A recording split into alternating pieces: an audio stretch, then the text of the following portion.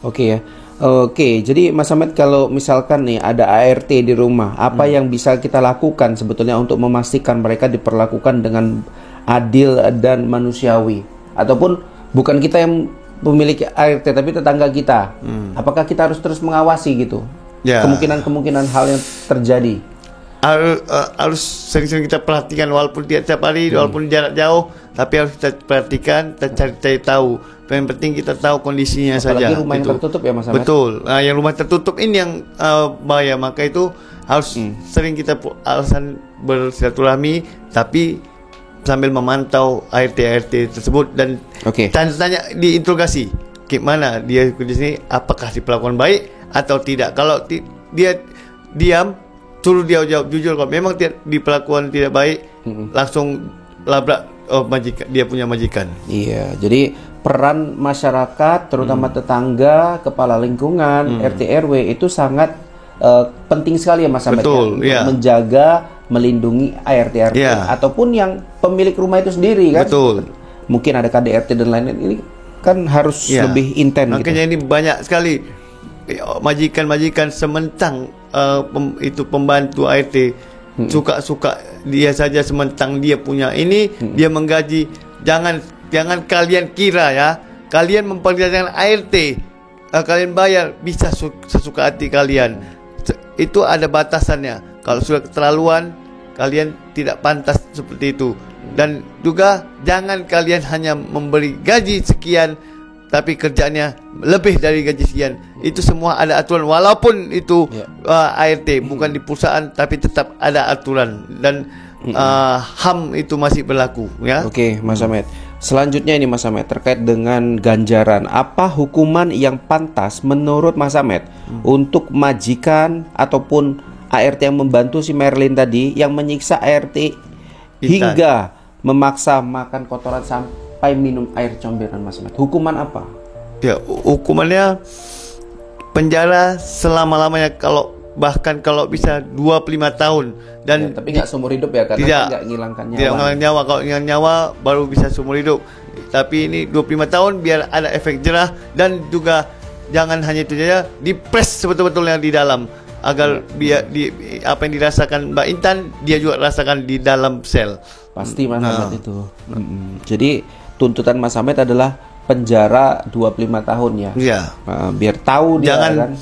Saya mohon jangan nanti karena ini berbicara hukuman dia hanya 4 tahun 5 tahun.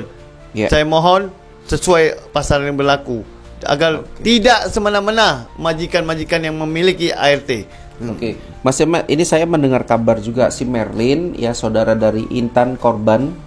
Ya, ini katanya ada pandangan atau ada pengakuan katanya dia juga diancam Mas Ahmed ya. Diancam oleh bosnya atau majikannya untuk melakukan penyiksaan itu kepada si Intan. Menurut Mas Ahmed gimana? Soalnya dari CCTV yang saya lihat, si Merlin ini bukan karena ancaman, tapi dia karena memang udah terbiasa dan menikmati nampaknya penyiksaan itu. Ini alasan dia diancam karena dia sudah awalnya mungkin ya. Awalnya ya, tapi setelah itu menikmati gitu. Karena makanya dia bilang seperti ini karena dia tidak mau dipenjara, sudah ketangkap seperti ini. Jadi dia mau bebas, tidak bisa. Kamu harus ikut juga jalani. Nah, kalau memang kamu di pertama itu ada ancaman, berarti kamu itu bodoh. Apalagi Mbak Intan saudara, kamu kompak, kalian lawan, pasti itu bisa. Maka itu harus sering-sering sharing kepada tetangga atau sama orang yang mengerti tentang hukum agar tidak bisa dibodoh-bodohi oleh majikan. Mungkin di sini yang aku lihat juga si Merlin juga berperan besar Mas Ahmed. Pasti. Kenapa? Karena pada saat masyarakat itu menginterogasi ya apa yang terjadi sama Mbak Intan gitu. Ini ada si Merlin, ada si majikannya. Ini sempat dikatakan kamu Intan sudah beberapa kali mencuri, 5 kali kalau nggak salah. Dan kami maafin gitu. Kemudian ringan tangan sekali si Merlin sampai memukul kepalanya si Intan di depan masyarakat umum. Itulah cari muka. Dia mengatakan si Intan ini bonyok-bonyok seperti itu karena nombok sendiri, memukul diri sendiri. Padahal kita bisa melihat Iya. dari gaya sekali pukulnya si Merlin aja di Iya. depan masyarakat, ketepok. Wah, Itu ini udah nggak ah. lari, kamu ini pelakunya gitu loh. Itulah yang namanya tadi, kamu Merlin terlalu cari muka dengan majikan. Kamu pula yang sok pahlawan memukul Mbak Intan, dan itu alasan kalian hanya orang bodoh yang percaya alasan kalian dia memukul dirinya sendiri. Tidak ada orang memukul diri sendiri sampai bonyok seperti itu. Kalau mukul pun hanya seperti ini, tidak seperti bonyok. Itu saja. Saya dari sini melihat itu memang benar pukulan orang yang memukul. Contoh seperti maling di masa sama seperti itu. Itulah dia. Kalau mukul sendiri tidak mungkin sampai Tidak seperti mungkin, itu. ya. Jadi ini akal bulusnya si Merlin.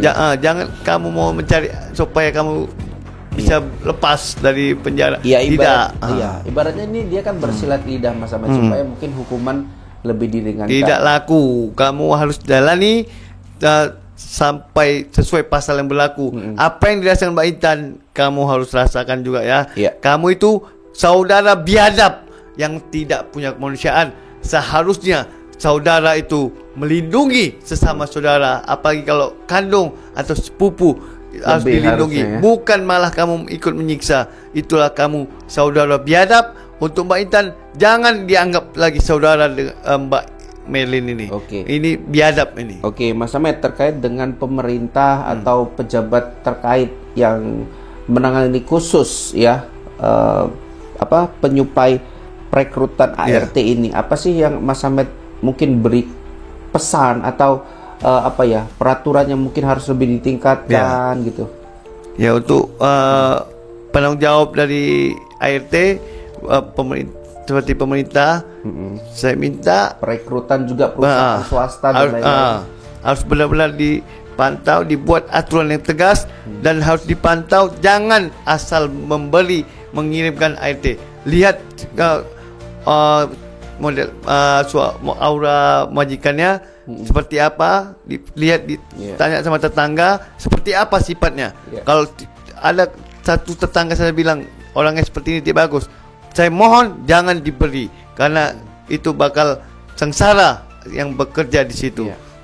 Diberi sanksi tegas apabila melakukan kekerasan, dihukum seberat-beratnya dan siksa di dalam sel sesuai yang dilakukan. Mas Ahmad, saya melihat si Mbak Intan ini orangnya ya cukup ceria orangnya, Mas Ahmad. Lemah lembut yang saya lihat ya, dari dan juga foto-foto. gigih dia untuk bekerja. Gitu. Jadi yang saya lihat mungkin ini sudah jalannya dan dia bebas ya, mungkin bisa mendapatkan pekerjaan, rezeki dan kehidupan yang mungkin lebih layak ya.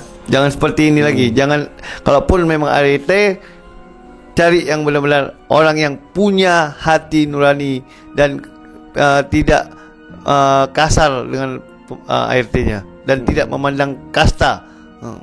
Oke, Mas Ahmad, perlukah ya seperti ini ibaratnya pihak berwajib atau pihak kepolisian juga ikut serta dalam mengawasi kegiatan-kegiatan yang ada di rumah, terutama kegiatan ART ini, Mas Ahmad? Sangat perlu kan. Di kepolisian itu bisa polisi, bisa tentara ya. Ya, kalau dia sebenarnya itu ada. Kalau di tingkat kelurahan itu namanya Babin Kaptimas. Kalau di tentaranya itu Babinsa. Ini bisa patroli apabila ada situ banyak yang menggunakan ART sambil memantau ART itu apakah dia aman bekerja situ atau kondisinya memprihatinkan. Apabila ada mencurigakan, tanya warga seperti apa gini, ada mencurigakan, tolong ditindak langsung. Oke, ini mungkin pertanyaan terakhir ya, Mas Ahmad ya.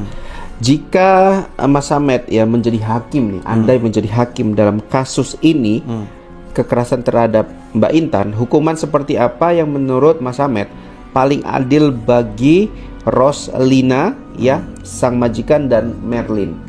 Apakah ganti rugi, tuntutan pertanggungjawaban pengobatan, dan pembayaran gaji pul kalau bisa dikalikan 2 ya? Dan apa yang menurut Mas Ahmad lakukan ketika jadi hakim tuh? Ya, itu tadi, ganti rugi gaji yang tidak dibayar selama setahun, dibuat jadi 2 kali lipat, jadi 2 tahun. itu ya karena sudah keterlaluan. Jangan dia cuma ngasih yang setahun itu saja. 2 kali lipat, bahkan dilebihkan. Jangan masalah hukumnya.